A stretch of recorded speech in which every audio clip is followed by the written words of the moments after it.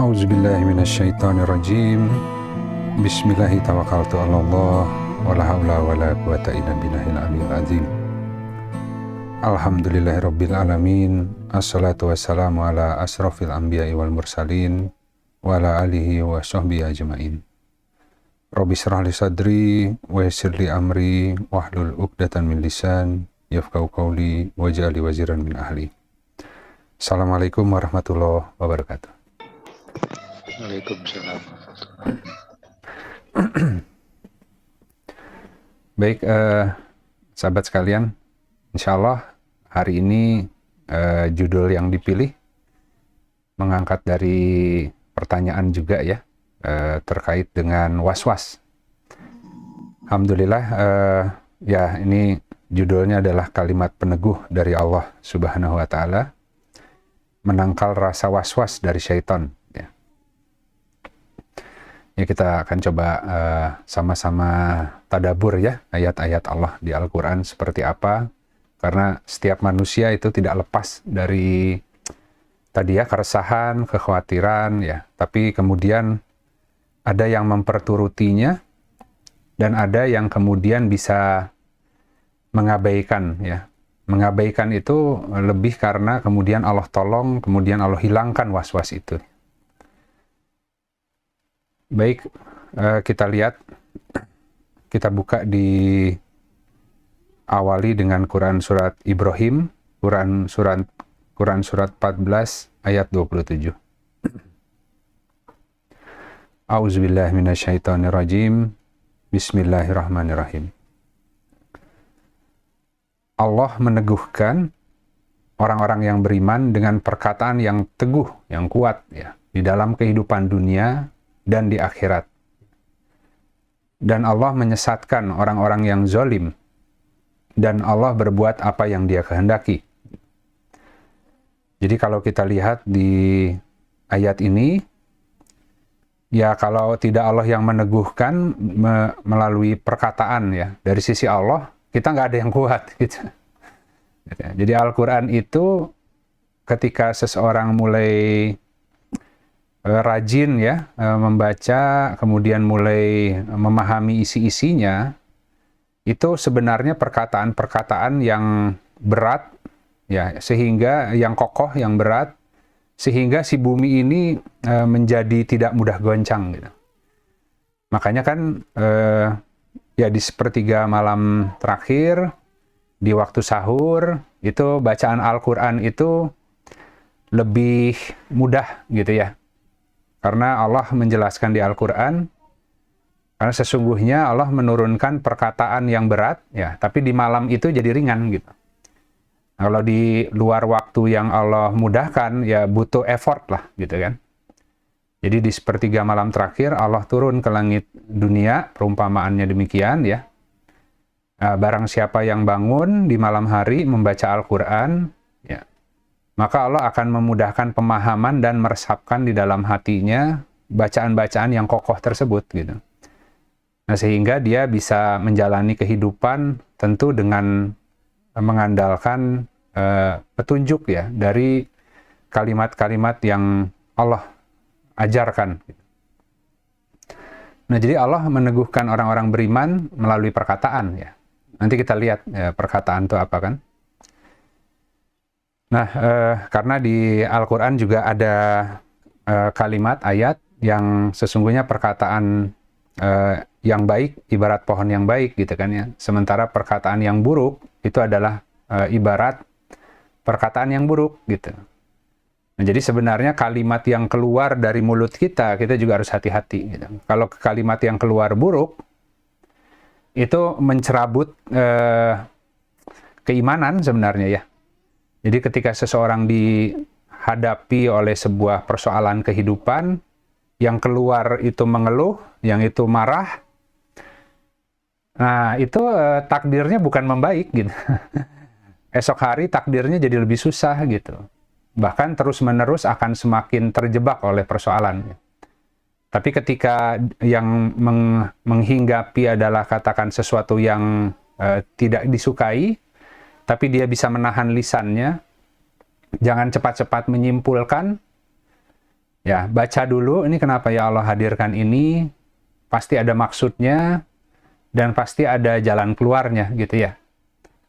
Nah, meskipun sama mungkin sakitnya, tapi yang satu dia menahan, bahkan yang keluar adalah kalimat-kalimat tawakal dan kesabaran ya. Maka besok Allah sediakan jalannya. Jadi Allah itu betul-betul sebagaimana persangkaan hamba ya, sebagaimana keadaan hamba ya. Nah, kalau keadaan di dalam kita nggak bisa kontrol, karena setiap orang itu ya tadi ya mengalami ya yang namanya gejolak di dalam hati, tapi kemampuan lisan untuk menahan itu setiap orang berbeda gitu ya. Jadi ada yang kemudian tadi marah-marah panjang, ada yang marahnya sebentar, ada yang cuman lupa sesaat langsung ingat Allah ya. Sehingga Allah berikan ketenangan. Ya orang di luar lihatnya orang itu tenang terus gitu. Padahal sebenarnya nggak juga. Dia sama saja punya goncangan tapi cepat ingat gitu. Cepat ingat sehingga Allah perkuat terus gitu kan. Ya lama-lama jadi semakin mantap, semakin kokoh hatinya untuk menghadapi apapun ya. Tapi kan tidak bisa mengandalkan kekuatan itu karena semakin hati kita makin kuat, Allah kasih lagi ujian lebih berat gitu kan. Nah, sehingga prinsipnya sama. Setiap kali ada kelemahan di hati, langsung ke Allah gitu. Biar Allah nanti perkuat dengan kalimat yang kuat dari sisinya begitu. Nah, mekanismenya seperti apa? Nanti kita lihat ya. Nah, kita lanjut dulu ya. Nah, selanjutnya di Quran surat Al-A'raf, Quran surat 7 ayat 200 dan 201. Sebentar ya.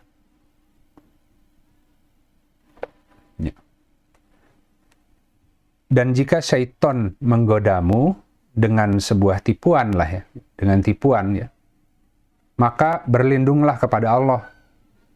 Sesungguhnya Allah Maha mendengar lagi Maha mengetahui. Sesungguhnya orang-orang yang bertakwa, apabila menimpa mereka was-was dari syaitan, mereka berzikir kepada Allah, mereka ingat kepada Allah. Maka ketika itu juga, ya seketika itu juga mereka sadar lagi, tersadarkan kembali gitu. Jadi kalau syaitan menggoda dengan tipuan tuh biasanya disentuh kita ya. Disentuh kita. Dia tadi ya disentuh dengan tadi bisikan ya. Ketika ada takdir yang Allah desain, kemudian takdir itu berat dirasakan, padahal sebenarnya baik. Nah, syaitan mulai itu merubah pola pikir kita ya dengan membisikkan, dengan menasehati sesuatu yang salah gitu. Nah, ketika kemudian kita merasakan ada kecondongan ya untuk kemudian mengikuti kata hati yang salah tadi, kita langsung istighfar, langsung ingat kepada Allah gitu. Nah, seketika itu juga nanti bisa melihat ya, kenapa ya kok aku hanya dengan ujian itu aja kok seperti ini gitu, gejolaknya, paniknya. Setelah dipikir-pikir lagi, ya nggak seberat yang dibayangkan sebenarnya. Hanya butuh tadi positif, mindset yang positif untuk mampu menempuhnya dengan sabar kan. Ternyata ketika dia bersabar, dia menempuh dengan tawakal pada Allah, belum apa-apa udah selesai gitu kan. Ya syukurlah kalau orang yang tadi berhasil untuk tidak panik ya, karena ketika dia hadapi dengan kemudian menyertakan Allah, tiba-tiba urusan itu mudah gitu. Nah, ya jadi tadi kita khawatir, kita pusing memikirkan sebuah problem, itu pun tidak akan mengurangi ya problem itu, malah makin tersiksa gitu kan ya. Mau berbuat saja udah berat, udah pesimis, udah nanti gimana kalau gagal, ya. Akhirnya putus asa, akhirnya nggak berbuat apa-apa karena merasa bahwa ya kalau saya pun berusaha, masalahnya rumit, nggak akan mungkin selesai lah gitu. Ya akhirnya ya udahlah, putus asa, dibiarin aja gitu. Ya enggak, justru Allah kan yang mampu mengangkat masalah itu adalah Allah gitu ya. Tapi kan tadi kitanya harus berusaha sesuai yang dimampukan. Jadi tawakal itu seperti itu. Tidak mengandalkan yang di tangan kita, tapi bergerak sesuai apa yang sudah Allah berikan. Ya, tanpa keluar batas gitu. Kalau di luar kadar, ya udah jangan ditempuh, ya nggak bisa. Ya, karena pasti Allah tidak akan memberikan solusi atas sebuah persoalan yang di luar batas kemampuan. Gitu. Maka secara akliyah kita pilih dulu jalan yang ya kira-kira masih memungkinkan untuk ditempuh meskipun dayanya kurang gitu kan. Ya udah tempuh aja, nanti dayanya Allah tambah ketika kita menempuh yang dimudahkan itu. Gitu. Nah itu seperti itu. Jadi mereka sadar kembali karena ketika khawatir tadi terkait misalkan penghidupan, terkait anak, terkait pasangan, terkait apapun lah. Ya. Nah tadi ketika ingat Allah, dia diberikan tadi ya dibuka sebenarnya akalnya itu sehingga bisa melihat persoalannya gitu kan ya. Nah jadi tadi tersadarkan kembali sehingga sentuhan syaiton itu Allah hapus gitu kan.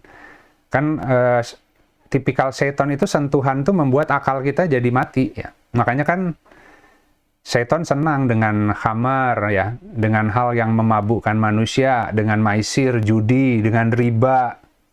Ya, bisa menggandakan uang melalui macam-macam jalan meskipun itu mungkin jalannya banyak merugikan orang ya. Nah, syaiton suka kan Allah juga memperingatkan karena sesungguhnya itu adalah sebagian dari amal-amal syaiton, maka jangan ikuti. Nah, kalau kita mengikuti amal syaiton, itu artinya akal kita dia tutup. Dia jadi berkuasa untuk menutup akal kita gitu. Jadi semulanya hanya dari was-was. Nah, kalau was-was itu belum sampai ketutup tuh. Baru dibisik-bisikin.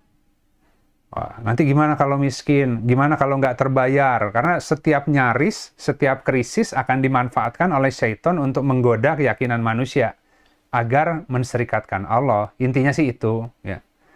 Nah, ketika kemudian bisikan-bisikan itu diikuti, dia jadi punya kuasa terhadap manusia. Dan manusia itu dalam genggamannya gitu ya. Nah itu yang disebut tadi, mereka itu jadi dikuasai oleh syaitan. Melalui sentuhan itu, melalui sentuhan. Ya. Nah, ya kembali lagi bahwa kalau tidak ke Allah, tidak akan mungkin kita bisa berhasil juga. Gitu. Karena melawan syaitan itu nggak mudah. Kalau melawan hawa nafsu itu kita masih berjuang dengan kesabaran, kayak orang tarik tambang kalau hawa nafsu itu. Kitanya lengah dikit, dia kuat nariknya. Kalau kita benteng pertahanannya kuat, hawa nafsu juga ngos-ngosan tuh ngajak kepada keburukan ya. Tapi kalau syaiton yang sifatnya was-was, dia memanfaatkan peluang. Ketika kita memang ada masalah, nah dia datang dengan kepanikan. Wah, ini nanti kamu gimana nih kalau ini gagal? Udah ambil aja ya. Udah ambil jalan pintas saja, nanti urusannya belakangan gitu kan. Nah itu syaiton tuh. Jadi momentumnya pas dia masuk, dia langsung ngebisikin. Nah kalau kitanya istighfar ingat Allah, nah, itu bisikannya nggak diikuti ya. Tapi kalau kita ikuti, kita masuk perangkap gitu kira-kira. Jadi dia pandai memilih peluang untuk menggoda. Nah nanti waktu di akhirat itu seperti itu juga nanti. Karena manusia mengatakan sesungguhnya itu syaitan itu yang menyesatkan aku gitu kan. Terus syaitannya bilang, ya Allah sesungguhnya aku tidak menyesatkan dia katanya kan. Aku tidak kuasa kok menyesatkan dia. Dia sendiri yang mau ikut gitu. Aku kan cuma niup-niup aja gitu. Jadi syaitan, bener sih syaitan. Dia cuma niup-niup aja, kita yang salah mengikuti gitu. Akhirnya terperangkap gitu kan ya. Nah itu kira-kira seperti itu. Baik kita lanjut.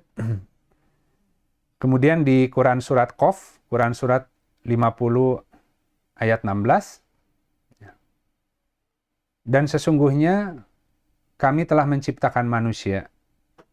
Dan kami mengetahui apa yang membisik-bisikkan ya dengan hatinya ya. Ya jiwanya yang berbisik-bisik ya, apa yang membisikkan jiwanya itu. Dan kami lebih dekat kepadanya daripada urat lehernya. Jadi ini menarik nih sebenarnya kalimatnya.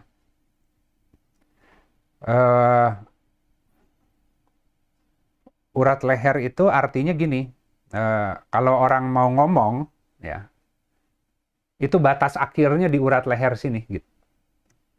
Makanya tadi kalau perkataannya keluar itu melewati urat leher, ya kan? Jadi sebelum orang itu meledak, kemudian komplain tentang kehidupan, gitu. Seru Allah dulu, seru pertolongan Allah dulu, karena Allah itu lebih dekat daripada urat leher kita, gitu. Lebih cepat daripada sebelum kita berkata, kalau kita mohon dulu ke Allah, itu Allah bisa memperbaiki keadaan, gitu. Bisa sekaligus keadaan lahiriahnya langsung dikasih jalan keluar, bisa hatinya langsung diberi ketenangan, setelah itu baru jalan keluarnya dibuka, gitu kan. Dua-duanya sama-sama nikmat karena nggak panik, nggak apa ya, nggak apa ya, gerusuh lah gitu ya, bisa tenang menghadapi, gitu kan. Kan yang tersiksa adalah rasa tadi ya, gelisahnya itu yang menyiksa itu kan. Gelisah terus kan, padahal dihadapi juga belum, baru dibayang-bayang, baru dipikir-pikir gitu kan. Semuanya jadi kayak film horor gitu kan. Ya mungkin ya tadi karena ya kayak sinetron lah gitu ya. Makanya kayak film horor ya gitu. Kalau hantunya belum kelihatan wujudnya, cuman kaget-kaget aja, pintu kebuka malam-malam, kursi geser sendiri ya. Kemudian ambience-nya lampunya itu redup, ada musiknya. Wah, itu serem gitu ya. Serem gitu. Tapi kalau dari awal setannya udah kelihatan, ya lama-lama terbiasa ya, oh setannya kayak gitu ya, make up-nya gitu. Jadi manusia itu lebih deg-degan dengan suspense ya, dengan sesuatu ya thriller lah ya, sesuatu yang, waduh ini gimana nih kalau nanti tiba-tiba muncul gitu kan ya. Itu seperti itu. Padahal ketika sudah muncul ya mau gimana lagi, hadapi aja gitu ya. Tapi yang paling menakutkan adalah bayang-bayang ketika sesuatu seakan-akan akan menjadi kenyataan gitu. Padahal belum tentu, karena Allah uji kan ya. Nah makanya tadi Allah mengetahui, Allah yang menciptakan manusia, hatinya manusia Allah ciptakan tuh berbulak-balik. Memang itu ada fungsinya juga gitu. Nah sehingga ketika dia dibisik-bisikkan oleh nasihat yang baik, dia jadi baik. Dibisik-bisikkan oleh nasihat yang buruk, lama-kelamaan dia ikut. Ya. Nah, ketika setan membisik-bisikkan tadi, termasuk para tadi ya pengikut-pengikutnya, nah hati manusia itu goncang gitu ya. Itu Allah yang desain. Ya. Tapi meskipun hati goncang, jangan dikatakan gitu, jangan dikatakan. Minta pertolongan aja langsung ke Allah, karena Allah itu lebih dekat dari urat leher. Kalau udah keluar perkataannya, nah itu sudah jadi persangkaan. Ya kan? Wah, Allah mah gitu, nggak adil ke saya, gitu kan ya. Allah nggak fair, hidup saya sial, ya. Wah, itu yang repot tuh. Kalau udah keluar, susah ditariknya, harus ada kafarat. Ya. Makanya kafarat itu untuk sumpah kan. Sumpah-sumpah yang tidak disengaja tapi mempermainkan, nah itu harus ada kafaratnya. Nah, kafaratnya ya harus ditimpa kesulitan lain gitu, supaya nanti perkataan yang rembes tadi dibersihin dulu sebelum Allah kasih pertolongan. Jadi kalau sekarang ya nggak usah perkataan dari mulut, tapi mulutnya diem, tapi jalan terus jarinya di sosmed kan. Ya, posting di Facebook, posting di Instagram, posting di mana-mana gitu ya, di WAG, pokoknya kalau punya masalah, punya kesimpulan yang prematur, itu langsung disebar-sebarin gitu. Nah itu yang sulit tuh manusia itu. Jadi Allah lebih dekat daripada urat leher. Gitu. Ya di sini menggunakan kami lebih dekat kepadanya daripada urat lehernya. Ya. Nanti kita lihat juga kenapa Allah menggunakan kami. Gitu. Nah kita lihat di Quran Surat Ali Imran, Quran Surat 3 ayat 175. Sesungguhnya mereka itu hanyalah syaiton yang menakut-nakutimu dengan pengikut-pengikutnya. Maka janganlah kamu takut kepada mereka, tapi takutlah kepadaku jika kamu adalah orang-orang yang beriman. Jadi tadi yang bisik-bisikin, yang ketika kita lagi ditimpa kegentingan dalam kehidupan, serba nyaris, tiba-tiba ya setonnya ngasih was-was dari hati, terus orang-orang yang di sekitar kita yang kemudian seringkali ya yang kurang takwa ke Allah, yang kemudian juga mengikuti tadi ya, kekhawatiran, ketakutan dalam kehidupan, ya karena maksudnya baik, memberi nasihat yang salah, gitu kan ya. Akhirnya kita dipertakuti, ya juga ya. Kata setan, oh mana mungkin, ya kalau pakai Al-Quran, ya pakai hadis, ya lama. Udah ambil aja dulu jalan pintasnya, nanti dari situ baru taubat, gitu ya. Padahal kalau itu diambil, itu harus ada kafarat dulu kalau mau diterima taubatnya. Malah lebih repot keliling-keliling kan. Nah, bahkan nggak cukup istighfar nanti kan, karena sudah melakukan, ya, membuat, ya. Nah, itu tadi. Jadi nggak usah takut kepada mereka gitu. Yang harus takut tuh kepada Allah. Kalau tadi salah melangkahnya, benar kejadian tuh yang kita takuti. Kenapa? Karena itu sebenarnya setan nggak bisa itu mewujudkan sesuatu kekhawatiran, ketakutan kita. Dia cuma bisa bisik-bisik. Ya. Mudorot itu kemudian menimpa kita atau tidak, itu satu-satunya yang berkuasa Allah. Makanya jika Allah hendak menimpakan kemudorotan pada seseorang, ya tidak ada yang mampu menahan. Demikian juga jika Allah hendak memberikan rizki kepada seseorang, ya nggak ada satupun yang bisa menghalangi. Nah itu dasar keyakinan yang kuatnya di sana. Nah cuman syaitan di tengah-tengah itu suka merusak gitu ya. Nah ketika kita lebih takut kepada tadi ya, apa-apa yang ditipu lah oleh setan ya, kekhawatiran-kekhawatiran tadi ditiup-tiup, kemudian kita mengikuti itu, nah yang repot itu akhirnya terjadi. Ya. Jadi terjadinya bukan karena Allah menghendaki itu terjadi, terjadinya karena Allah uji, kemudian gagal, malah ikut yang salah, ya akhirnya kejadian untuk membersihkan. Gitu. Padahal yang sebelumnya hanya ujian keimanan. Kalau yakin, insya Allah nggak akan ada apa-apa, tempuh aja gitu ya, tempuh aja. Oke, kita lanjut. Di Quran Surat Toha, Quran Surat 20 ayat 120, maka syaiton membisikkan pikiran jahat kepadanya kan. Dengan berkata, wahai Adam, maukah aku tunjukkan kepadamu pohon keabadian atau khuldi ya, dan kerajaan yang tidak akan binasa. Nah, nanti kita akan lihat tuh kisah perjalanan Nabi Adam sebagai contoh kasus. Nah, kita belajar ya dari kisah Nabi Adam. Allah memang desain demikian. Ketika Nabi Adam Allah ciptakan, kemudian ditaruh di sorga, diberi pasangan. Ya.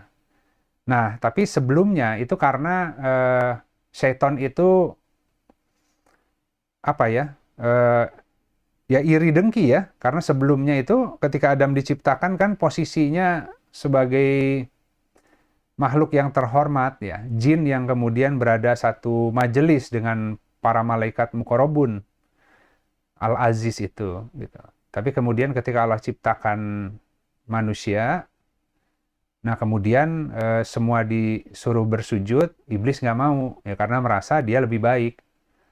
Ya kalau berbeda pun nggak bisa merasa lebih baik gitu ya. Kita nggak merasa lebih rendah gitu.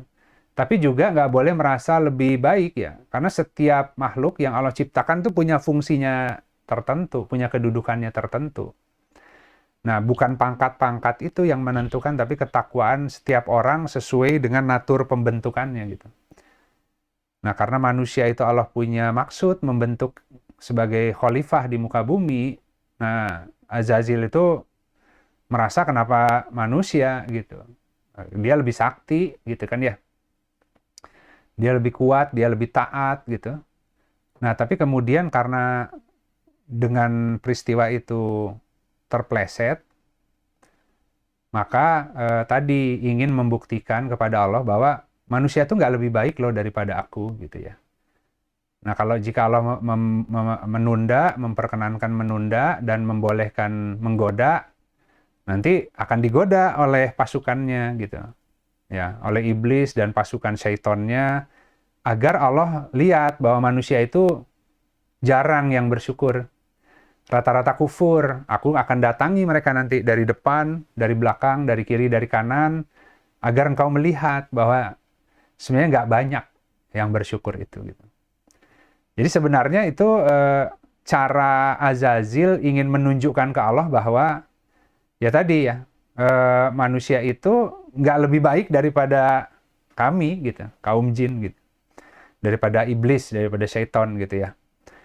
Nah makanya kalau kita punya potensi yang baik, kemudian kita tadi ya mengikuti langkahnya, ya akhirnya ya dia senang ya, punya teman lah ya.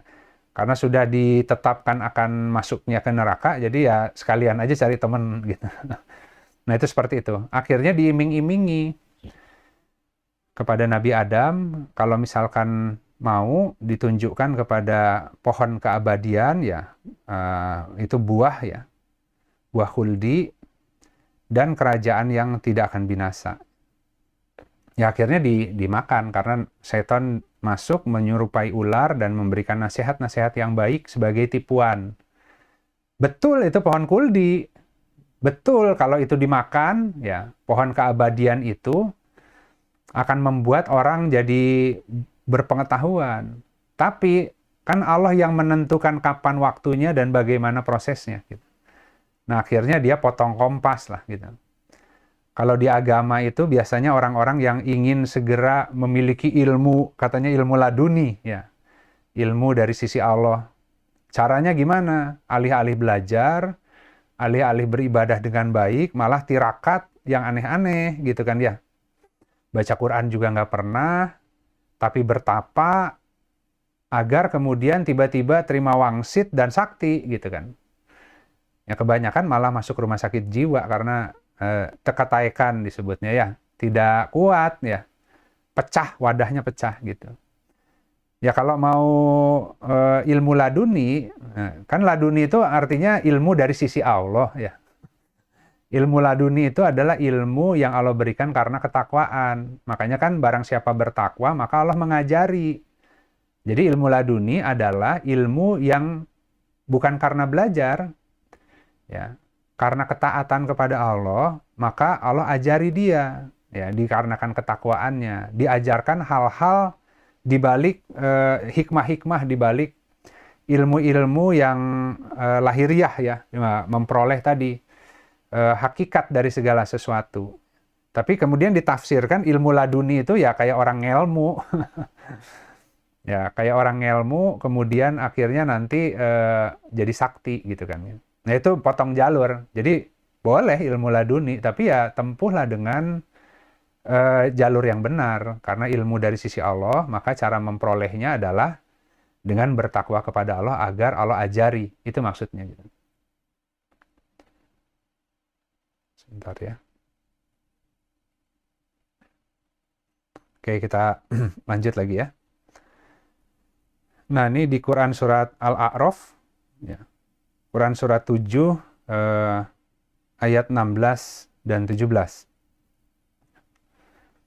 Iblis berkata, maka dikarenakan engkau telah menghukumku tersesat, maka aku benar-benar akan duduk, ya kalimatnya itu.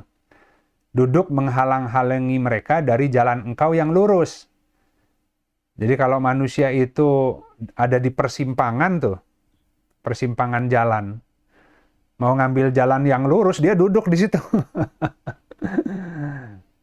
Wah, kalau lewat sini berat katanya. Gimana? Nggak akan mungkin, nggak logis. Udah ke sana aja, gitu ya. Setan tuh gitu ya.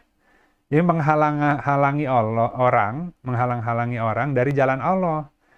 Yang orang harusnya tawakal, setan bilang, gimana tawakal itu? Gitu kan ya.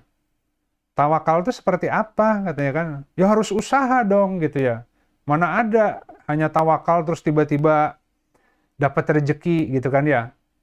Udah aja ambil dulu, nanti tawakal belum jelas lagi nanti hasilnya. Itu di depan mata ada yang nawarin rezeki yang haram gitu kan ya. Ambil aja dulu. Nanti setelah itu ya kalau mau beramal ya beramal di situ. Dia duduk-duduk di jalan itu, persimpangan itu.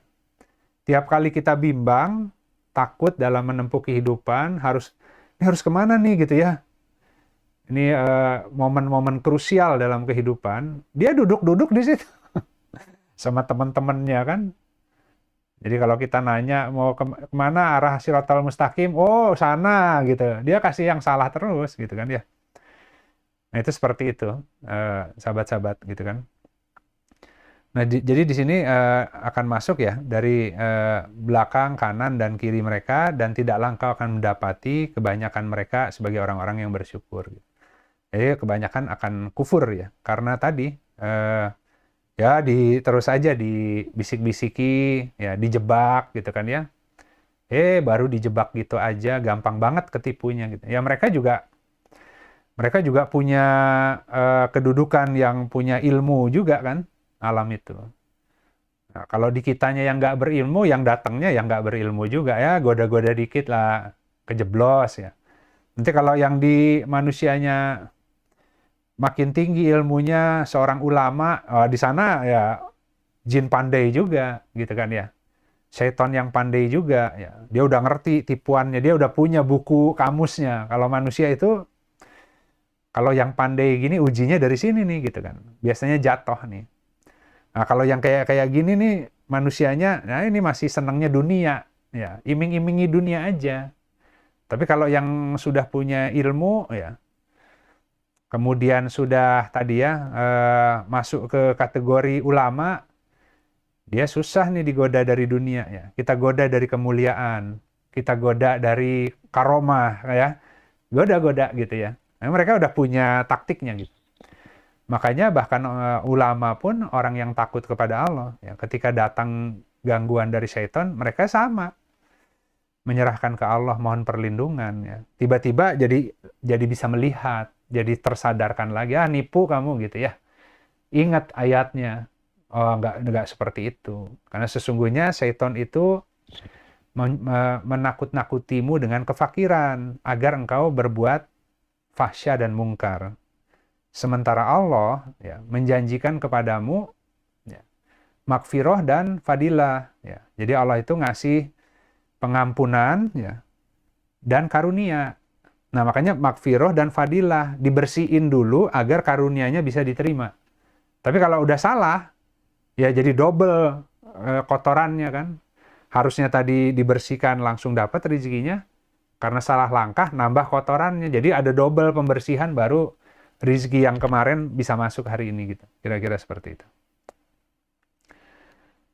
Nah, ini kira-kira hanya mengulang strukturnya saja ya, supaya kita lebih clear. Jadi tadi was-was ya. Was-was ya itu bisikan dari rasa dengkinya syaitan kan. Karena tadi sudah dihukumi tersesat, ya sekalian ya ingin membuktikan biar Allah tahu bahwa manusia itu nggak lebih baik daripada syaitan, gitu kan ya. Banyaknya nggak akan bersyukur. Nah, kemudian nanti akan dilihat mereka kebanyakan kufur, ya. Nah, kemudian agar kemudian mereka betul menunjukkan ketidakbersyukurannya, ya, maka syaitan akan mendatangkan berbagai macam tipuan dari semua arah, baik dari depan, dari belakang, dari kiri, dari kanan. Ya, kalau dari depan itu nantilah saya jelaskan ya. Nah, yang menarik, kita pun dikasih 4 orang malaikat gitu. Kita punya malaikat tuh di semua arah ini. Arah depan, arah belakang, arah kiri, arah kanan. Ya, kiri kanan ada malaikatnya. Ya, Raqib Atid gitu ya. Yang depan belakang ada Hafazo. Ya. Jadi ada 4. Ya, jadi sebenarnya setiap manusia punya 4 malaikat yang mereka itu terdiri dari 2 shift lah. Jadi ada 8 sebenarnya. 4 di pagi hari, nanti ganti waktu asar shift, yang 4 naik, yang 4 lagi turun. Itu terus, nggak pernah ditinggalkan manusia itu. Selalu ada yang menjaga. Jadi Allah sudah kasih malaikatnya dari 4 arah. Karena Allah juga tahu, ya, syaitan akan menggoda dari 4 arah. Gitu. Nah, kenapa malaikatnya diam aja gitu? Makanya di sini kan tadi aktivasi fungsi dari 4 malaikat ya, yang para pengiring dan saksi ya. Jadi kiri kanan sebagai saksi yang mencatat, yang depan belakang pengiring, ya, yang melindungi, yang menjaga, yang nanti kalau kita meninggal dia yang bawa tuh, ya, hafazoh itu ya. Nah, mereka hanya akan fungsinya jalan kalau manusianya berlindung kepada Allah. Makanya tadi kalimatnya kami, sesungguhnya kami lebih dekat daripada urat leher. Jadi kami itu Allah punya staf yang ditempatkan betul-betul dekat dengan manusia.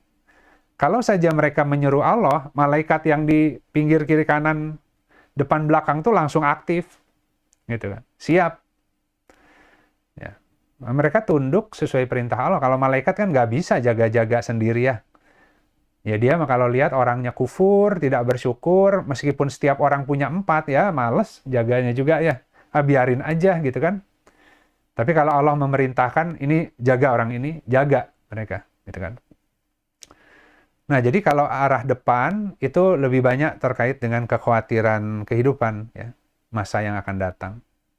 Semua nyaris-nyaris, takut miskin, takut nggak bisa bayar, takut segala macam kehilangan, ya, takut habis, apapun lah jenis ketakutan. Kalau dari arah belakang ya tentu macam-macam trauma kehidupan. Ya. Manusia kemudian berubah orientasinya karena trauma dalam kehidupan. Ya. Susah tuh orang yang punya trauma itu ya. Gagal dalam satu bentuk kehidupan, nggak mau lagi gitu kan. Padahal mungkin hanya harus dikoreksi. Banyak mantan santri juga. Ya. Udah antipati dengan agama. Kenapa? Wah, saya dulu santri, Kang. Tapi kemudian, ya saya dulu punya ustadznya begini begitu, akhirnya saya jadi nggak percaya dengan agama. Dia bilang kan, hanya gara-gara satu ustadz agamanya dibuang gitu. Padahal itu Allah uji juga kan. Jadi orang antipati kepada agama, mantan santri, bahkan mungkin hafal Al-Quran gitu kan, tapi nggak yakin dengan dengan agama, dengan Allah ya. Ya karena ada trauma gitu, merasa dibohongin ya, punya ekspektasi kalau orang beragama mungkin punya karomah, saya udah lama dulu nyantri tapi gitu-gitu aja gitu kan. Ya salah pengharapan, kan nggak ikhlas gitu kan ya, nggak ikhlas gitu. Mau apa sih beragama itu? Pengen apa sih? Pengen kaya, ya, pengen sakti, pengen mulia gitu kan. Kita kan pengen selamat ya. Kalau nanti meninggal baru nanti dilihat di sana kan. Jadi ganjaran terbesarnya ketika kita wafat nanti gitu kan. Nah ini kan pengennya buru-buru yang sekarang gitu, ngatur Allah gitu. Padahal Allah juga kalau niatnya benar, ikhlas, menjadi keselamatan di akhirat, nah dunianya pun Allah pelihara, Allah berikan kesejahteraan. Nggak akan mungkin hanya salah satu, Allah akan melengkapi.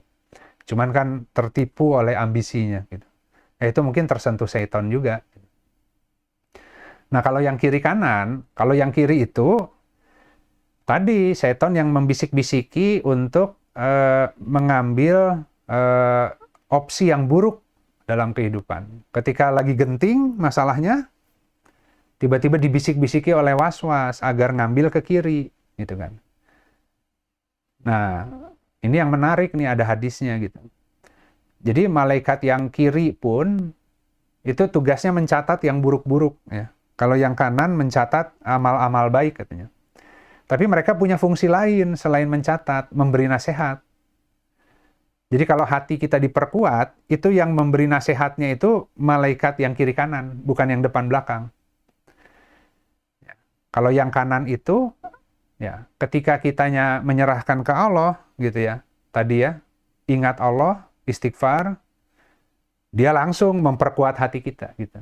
Si malaikat yang kanan tuh, ya penasehatnya itu. Tugasnya itu, ya selain mencatat amal baik, juga memperkuat. Jadi melawan bisikan setan tadi dengan nasihat yang baik dari malaikat, gitu. Malaikat yang Allah utus. Kalau yang kiri, itu dia kan mencatat amal yang buruk. Ketika orang mengerjakan sebuah amalan yang buruk, kata malaikat yang kanan, jangan dulu dicatat, tunggu sebentar gitu. Jangan-jangan dia bertaubat, jangan-jangan dia istighfar. Kalau ternyata dia istighfar, hapus. Gitu kan ya. Hapus. Nah, jadi nunggu gitu. Tapi kalau misalnya melakukan keburukan, tidak istighfar, tidak mohon ampun ke Allah, tidak menyesali, malah nyantai-nyantai aja, langsung terekam tuh si tintanya gitu. Ini luar biasa tuh fungsinya dari yang kiri kanan. Jadi sebenarnya depan belakang kiri kanan semuanya ada fungsinya gitu kan ya. Jadi tentu tadi malaikat yang kanan juga akan memperkuat hati kita dengan kalimat-kalimat dari Allah, sehingga semua kekhawatiran yang dari depan, yang dari belakang, itu kita kikis. Kita nggak boleh mengandalkan hidup dengan jaminan yang selain amal soleh. Ya. Nah, termasuk nggak boleh trauma karena masa lalu. Karena manusia kan belajar ya dari pengalaman. Ya. Semua ada hikmahnya. Makanya kalau orang punya trauma, artinya dosanya belum diampuni. Karena kalau orang diampuni dosanya, nggak ada trauma dalam kehidupan. Itu janji Allah seperti itu. Ya. Tanda Allah mengampuni dosa adalah dia bisa mengambil hikmah dari kesalahannya yang lalu. Ya. Tapi kalau trauma, artinya dia nggak bisa mengambil hikmah dari kejadian itu. Yang ada hatinya jadi, tadi ya, trauma gitu ya. Jadi tergores lah gitu. Nah itu yang harus hati-hati ya. Kita harus mohon ke Allah agar memperbaiki semua kondisi hati kita. Semua trauma-trauma dalam kehidupan, kalau Allah kasih ilmunya, itu nggak akan lagi membayang-bayangi.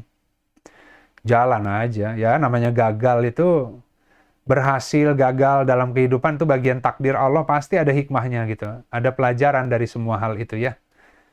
Kita kan karena bayangan kita hidup tuh perfect ya, selalu berhasil, selalu tadi ya, selalu senang gitu kan. Enggak, Allah akan uji semuanya. Tapi di balik senang dan susah itu akan banyak pengetahuan gitu. Pengenalan khususnya kepada Allah gitu. Nah, jadi kita lihat contoh kasus sedikit. Kalau tadi kisah Adam dengan buah khuldinya, ya, Adam alaihissalam dengan buah khuldinya. Kalau manusia sekarang, ya contoh ya, kalau yang dari arah depan misalkan. Manusia itu ingin memperoleh jaminan hidup tanpa melalui amal soleh. Ya kan? Cita-citanya kan pengen buah khuldi. Ya. Gimana caranya kalau sudah tua nanti tabungan banyak, gak usah kerja. Ya. Jadi semua dipersiapkan berbagai bentuk jaminan hidup, dengan harapan bahwa kalau itu sudah terjamin, saya bisa ibadah. Kenyataannya nggak gitu. Kita aja ketika dikasih lapang dikit langsung lalai lagi gitu ya. Bahkan kalau misalkan kehidupannya seakan-akan terjamin oleh mekanisme dunia, gitu. Artinya apa selanjutnya? Pensiun. Tenanglah, udah harta banyak, ya sampai seterusnya kita bisa hidup lah. Itu kan ya. Ya beramal mah ya seininya aja ya, jalan-jalan ya apa gitu ya.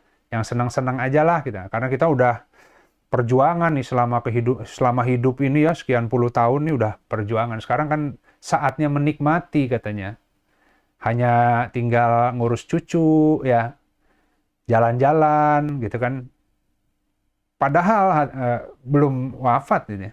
Harus hati-hati, orang bisa tergelincir ya. Itu akidah bergeser gitu. Kenapa? Karena punya harta. Gitu. Padahal yang menjamin itu adalah amal solehnya. Dia harus tetap dalam keadaan orang yang beramal soleh sebelum wafatnya gitu. Bayangin. Nah makanya tadi, dia sudah duluan berasumsi bahwa ya hidup tuh siklusnya gitu. Kalau kita sudah di usia lanjut, kita punya harta, ya. Kemudian tadi kita masukkan ke sebuah instrumen yang kemudian kita bisa bunga berbunga, nah kita sedekah dari bunganya nanti, gitu kan ya. Itu seperti dia itu lupa sudah mau makan buah khuldi, padahal belum saatnya gitu.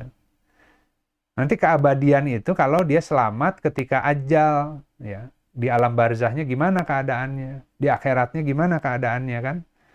Nah untuk memastikan itu maka dia harus terus beramal sampai ke tadi ya, sebelum ke liang lahat lah. Nah artinya kalau punya harta banyak, maka dia harus menginfakkan hartanya di jalan Allah, juga tenaganya. Kalau nggak punya harta, ya tenaganya aja gitu. Tapi kalau orang dikasih harta, artinya udah selesai, tinggal pensiun. Ya, sisanya bantu-bantu dikit aja lah yang susah-susah gitu. Padahal ilmunya banyak gitu. Sehingga dia merasa bahwa amal solehnya cukup dengan bagi-bagi harta. Padahal dia punya keterampilan, punya ilmu yang bisa di-sharing gitu kan ya. Nah, itu buah khuldi yang dibisik-bisiki oleh syaitan. Kamu sudah berjuang keras, sudah banyak bantu orang, ini usia sudah sepuh, ya, harta banyak, ya sudahlah, tinggal menikmati, biar yang nerusin yang muda-muda katanya. Nggak ada rumusan begitu. Semua sampai tadi, sampai ajal harus beramal soleh gitu. Nah itu kira-kira, jadi rasa was-wasnya seperti itu kan. Semuanya punya godaan masing-masing ya, dari arah manapun gitu. Baik, mungkin itu aja. Maaf, cukup panjang, tapi mudah-mudahan bermanfaat ya, karena memang tidak ada di antara kita yang bebas dari was-was ya. Selalu membisikkan setan itu, utamanya dalam momen-momen krisis. Dia selalu membisikkan kita itu justru pada momen krisis. Nah, kalau kita tidak ingat Allah, pasti terpleset gitu. Baik, alhamdulillah. Mungkin sisanya kalau ada pertanyaan kita diskusi sebentar. Assalamualaikum warahmatullahi wabarakatuh. Waalaikumsalam.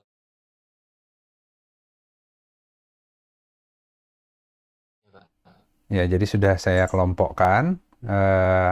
Saya nggak ada nggak buru-buru lah ya menjawab pertanyaan yang ada, tapi bertahap, tapi prinsipnya ya tadi sabar kalau lagi menghadapi sesuatu dan tawakal gitu. Jadi yang diangkat menjadi materi yang barusan itu adalah terkait menghilangkan rasa was-was. Ya. Pertanyaannya adalah takut tidak dapat rezeki karena tidak bekerja gitu ya. Bukan bekerja, beramal soleh harusnya. Gitu. Nah tentu amal soleh bentuk wujud nyatanya adalah bekerja sesuai yang Allah berikan kemampuan di situ. Ya. Allah mudahkan di situ gitu. Nah tadi kurang lebih sama, kita kan harus tawakal. Ya tawakal itu artinya bergerak dengan semua daya yang Allah berikan, yang kurang-kurangnya nanti Allah yang cukupi, gitu kan. Nah, kita akan diuji dengan itu. Tapi kalau terlalu logis, kadang-kadang tadi punya hutang sekian, kemudian nyari jalan, kok kayaknya jalannya semuanya tidak ada yang punya potensi menghasilkan besar untuk bayar hutangku ya. Akhirnya, percuma lah kerja juga nggak akan kebayar hutangnya. Akhirnya pusing-pusing sendiri. Padahal kalau ada pintu yang dimudahkan, setelah dievaluasi semua opsinya, bahkan istiqoroh, tempuh. Ya. Nggak usah dulu lihat nilai hutangnya, kemudian di sini pekerjaan dapatnya berapa. Ya, itu cara tawakal. Ya, tempuh jalan yang Allah mudahkan, yang terbuka hari ini, sertakan Allah. Ya, kerjakan aja. Ya, biar Allah yang cukupi. Tiba-tiba nanti akan ada dari arah-arah yang Allah yang atur gitu ya. Nah, jadi tapi ketika lagi dalam momen itu tadi syaitan yang datang kasih was-was kan. Wah, capek-capek kerja tetap aja nggak kebayar utangnya. Coba cari lagi lah peluang lain yang lebih jackpot ya, yang lebih bisa dapat banyak gitu kan. Nah akhirnya setan terus narik akal manusia itu nyari cara-cara yang pintas yang seakan-akan akan bisa mendatangkan satu kali pukul banyak gitu ya, sehingga bisa terbayar hutangnya. Kenyataannya nih yang saya amati langsung di lapangan, orang-orang yang seperti itu makin besar hutangnya. Maksudnya mau jalan keluar, malah kena musibah lagi. Ada yang puluhan tahun dalam siklus itu sampai hari ini belum keluar-keluar gitu. Itu manusia itu. Itu seperti itu ya, karena bermimpi di siang bolong gitu. Bahwa dengan jalan ini, jalan itu, punya kenalan, punya investor, punya apa gitu ya. Yang ada tuh kelilit terus, makin lama makin besar gitu. Jadi hidupnya seumur-umur gali lubang tutup lubang gitu. Dan nggak bisa berhenti. Kalau berhenti, wah berantakan semuanya, jadi menuntut ke dia gitu. Akhirnya terus, ya akhirnya tanpa disadari banyak nipu orang juga gitu, karena panik ya. Nah itu udah masuk ke sentuhan setan, nggak bisa keluar. Kasihan ya. Nah, tapi kalau dia bertaubat, mohon ke Allah, hadapi semua, pasti akan ada jalan keluar. Cuman pasti semakin dahsyat begitu, seakan-akan logika kita, wah nggak akan mungkin ya. Kalau Allah mah mungkin aja ya. Kalau dia memang diberi hidayah untuk taubat dan kemudian tawakal ke Allah. Tapi biasanya susah. Orang biasa dapat jackpot, kayak judi, sekali dapat gede. Berikutnya kan malas kerja, kan. Judi aja terus. Meskipun akhirnya dapatnya sekali, sisanya buntung. Utang sana-sini, ikut judi, nggak pernah menang-menang. Cuman mikirnya itu, ya nggak apa-apa lah. Kalau sekali menang aja kebayar kok semuanya. Wah itu terus, makin lama makin banyak ya hutangnya kan. Nah jadi itu jebakan itu. Maksudnya setan itu akan menggiring kita terus. Wah mungkin sebentar lagi, mudah-mudahan ini yang berikutnya menang. Ya kan? Kalau benar menang pun keenakan. Akhirnya ya sudah amal soleh kerja yang kamu bisa. Wah kapan kayanya enakan judi gitu kan. Jadi mau dia menang mau dia kalah dua-duanya menjebak sebenarnya. Gitu. Nah tadi jadi kalau memang yang pertama yaitu tadi bagaimana menghilangkan was-was. Kemudian takut tidak dapat rezeki karena tidak bekerja. Ya itu kuncinya bukan bekerja, beramal soleh ya. Bentuk wujudnya kerja ya. Tapi kerjanya yang kerja itu menjadi amal soleh ya. Jadi mengerjakan sesuatu sesuai kompetensi yang Allah berikan kepada dia dan jalan yang paling terbuka hari ini gitu. Ya gitu.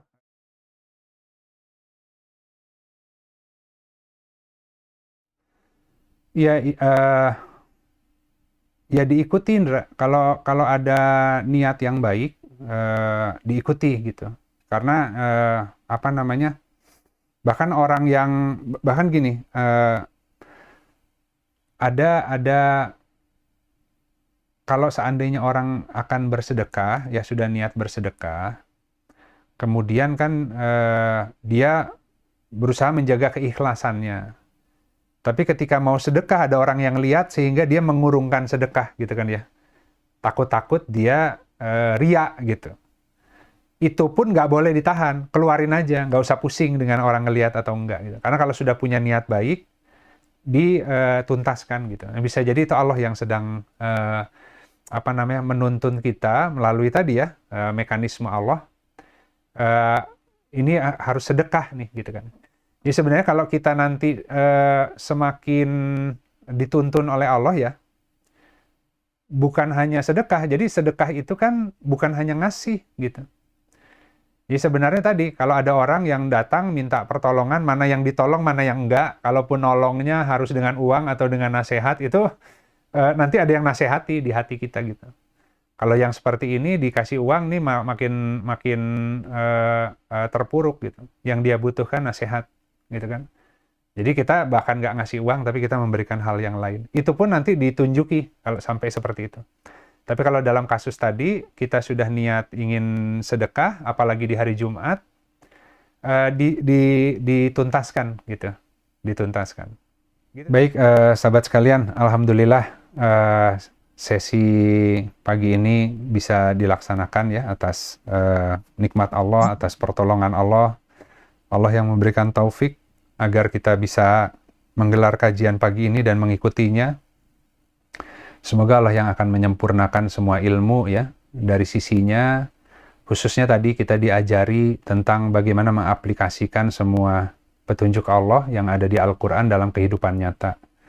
Nah itu tadi menarik juga pertanyaannya Bu Indri ya. Kan sahabat-sahabat juga mengikuti di grup. Agama harus sampai bisa menjawab ketika ada kondisi genting seperti itu ya. Tadi ada 3 pilihan, sedang di rumah sakit, harus seperti apa, mana yang Allah paling kehendaki kan sebenarnya itu ya. Nah tentu tadi secara kaidah itu bisa terbaca, kita menempuh jalan yang paling dimudahkan ya.